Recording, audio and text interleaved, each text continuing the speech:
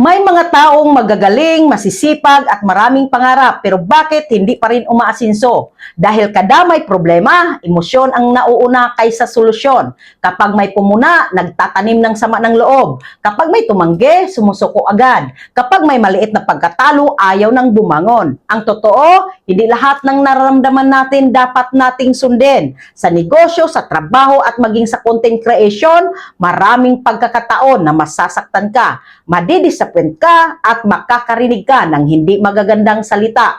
Pero kung bawat emosyon ay papayagan mong kontrolin ang desisyon mo, mahihirapan kang umunlad. Ang mga successful na tao ay hindi yung walang emosyon. Ang kaibahan nila, marunong silang kontrolin ang emosyon nila. Kapag galit sila, hindi sila agad gumagante. Kapag nalulungkot sila, hindi sila agad sumusuko. Kapag nadadapa sila, bumabangon pa rin sila.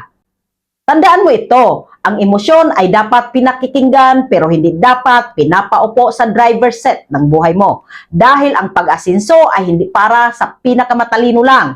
Madalas ito ay para sa mga taong marunong mag-isip kahit puno ng emosyon ang kanilang nararamdaman.